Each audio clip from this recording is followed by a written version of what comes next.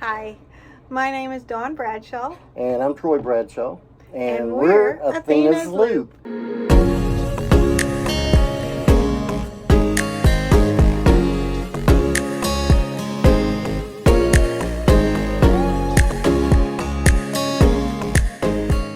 Yeah, so today we told you that we were going to talk about our boat and how to pick, a boat.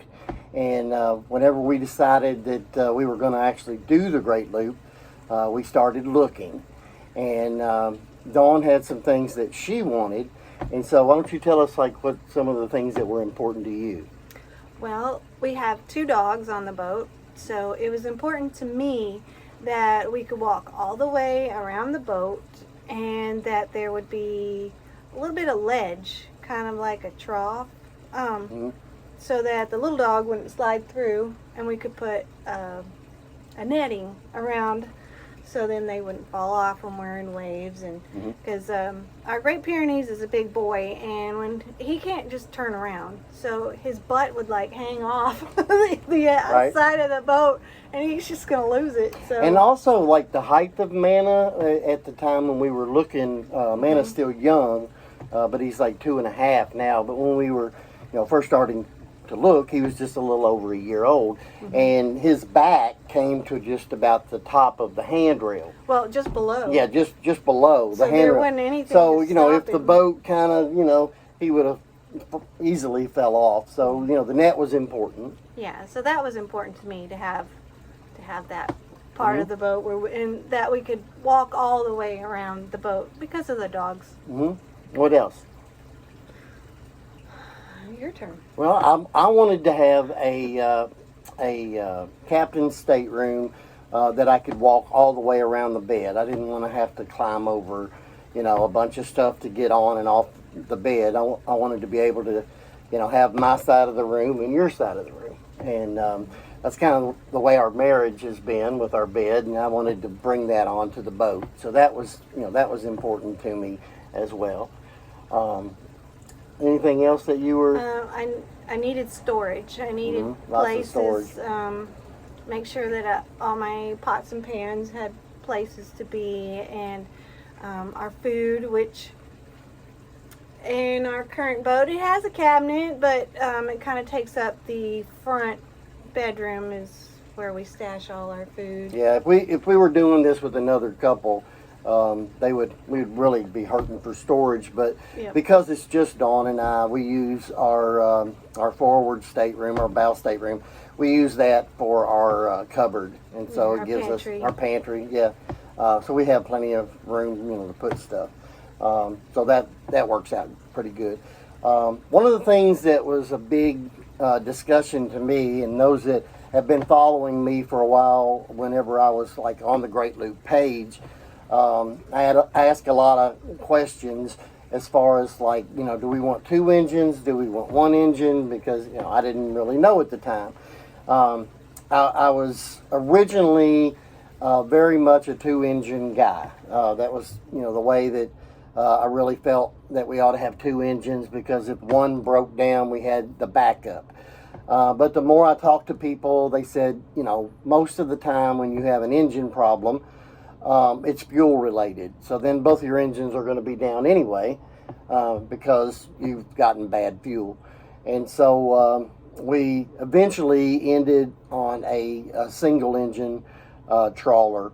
And you guys can, fuss and gripe about how dumb I was in the comments, because that's everybody has their own opinion about 1 engine or 2 engine. But the thing that was great about 1 engine is that this boat just sips fuel. We burn between 2 and 3 gallons an hour. So, we're getting really good fuel mileage, as much as 7 miles to the gallon, heading down river. And even going up river, we were, burning 3 gallons an hour.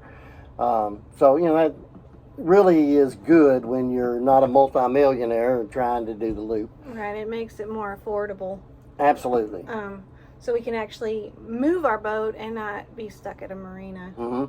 Because if we were out say $1,200, every week, that'd make the loop really difficult for us. Right, we'd go like one week, and then we would sit in a marina for 3. Yeah, and save up for the next 3 months. Right. So that was really important. Another thing that we, and I'm kind of proud of us on this, how we've done it, is we have integrated solar and our generators into our power needs. Yes. And Dawn doesn't like having the generator running all the time. She, yes. She likes sitting out on the back deck and, having a glass of wine or whatever. Being quiet and hear the birds and the wind. And right. Yeah, the generator kind of ruins all that. Yeah. And not to mention, it's an older boat, so you have a little bit of diesel smell when it's running. And, that can be kind of gross, smelling that, depending on which way the wind's blowing. So having the solar enables us to run, if it's sunshiny, if we have good sun, we can run easily a week without running our generators. Yep, we have an ice maker. And the ice maker runs all the time. Freezer on the back of the boat. Well, we actually have 2 refrigerators and 2 freezers. So one of the freezers is more for bait. That's kind of where I keep, my bait for fishing. And then the other freezer is for food. But then we have 2 refrigerators. So, one is what you would haul like in your Jeep or something. And then we have the isotherm. I think it's an isotherm that came with the boat. Right. But the kind of the way that we incorporate our solar is we have 600 watts of solar panels that came with the boat, and they power 300 amp hours of acid core batteries. So your traditional 6-volt batteries that came with the boat, it powers those, and that runs our downstairs refrigerator and freezer. And does it run the secondary refrigerator? Yes. Okay, and the secondary refrigerator. It also runs our house lighting and the heads, the 12-boat system. It runs all of that. And our internet. And our internet. We have Starlink on the boat. And that'd probably be another cool video in the future. We like our Starlink. Yes, we do. But then also we have a system that's 700 amp hours of lithium-ion batteries that we have in the flybridge. And that has 300 watts of solar panels. And until recently, we had a 500-watt wind generator. And we were in a 45-knot gale, and it blew off. So we got to replace that, I guess. We're kind of arguing back and forth which one we're going to buy, because I want to go with a more higher end one, because the one we had good reviews, but it never really lived up to the 500 watts. And so that's kind of where we were looking as far as replacing that. But in the end, you just are looking for a boat that meets all of your needs. People have done the Great Loop on a jet ski. One of the best answers that I've seen a lot of times on the Great Loop forum is, do the loop in the boat you have, and don't go out and buy, a real expensive yacht in order to do the Great Loop.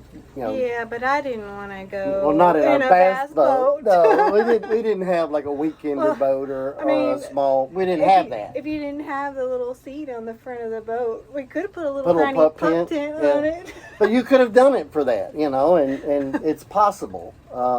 But another comment that we see on the Great Loop page is, do it for as much a boat as you can afford. And that's, I guess, kind of what we did. We did with as much boat as we could afford. Well, I also didn't want a ginormous boat.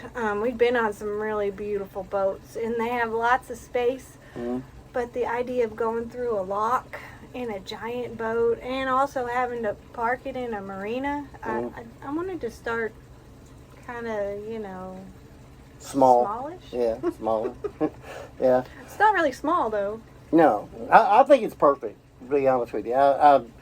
I see a lot of boats that I look at and I have a little bit of envy of. Because of their space. It's like, ooh, that's They're nice. wider than us. But I really love our boat. I love Athena. I think, we have lots of outside room, and that's, important. So I like that. But also, kind of to close out the video, because I know we haven't really given you a whole lot of information, I guess.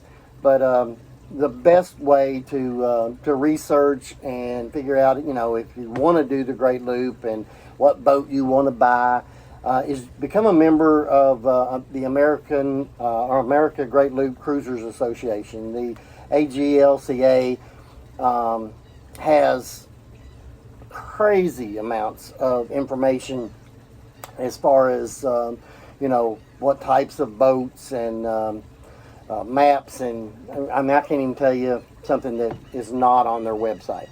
And we were a member of their website and researched for a while before. Research. Yeah, research. And research some more. And find exactly what you want. And the greatest, source, in our opinion, is to be a member of the Great Loop Association, because not only do you have other loopers that can, fill you in on, their opinion, but you also have, really professionals that are sponsors of the Great Loop Association. They're really knowledgeable, and they can plug you in to who you need to know as far as maintenance or marinas, what marina you should stop at, because, they're the friendliest people. So, just a plethora of information is available, and so we highly recommend that. Right? Oh, absolutely. Mm-hmm. Yep. Yep. So you got anything else to talk about? Not at this time. We wanted to make them short. Yeah, we want to try and make them short. So mainly because I'm lazy and all the editing, No, we mainly wanted to tell y'all what boat we picked. Are you going to tell them? Oh, well, we chose a 1985 Marine Trader 38. It is. I'll show you some pictures here, and maybe do a voiceover as I'm, showing you the boat. But we love her. Yep. We also it's like driving a Cadillac. Well, an old what? No, like a 57 Chevy. Yeah, because it's not a new boat. Not a new boat by any means. It's been very well taken care of. Mm-hmm. We very much appreciate, it's like having a classic car. The previous owners. They made some really nice upgrades, and we really spoil her too, because I spend a whole lot of time in the engine room and cleaning and wiping and cleaning. Yeah. Actually, we spent the day in the lazarette today because it was nasty. So we were getting it all cleaned up and nice. But if you own a boat, that's what you're going to have to do. But we'll show you around Athena. And thank you for watching Athena's Loop. Thank you. Bye. Bye.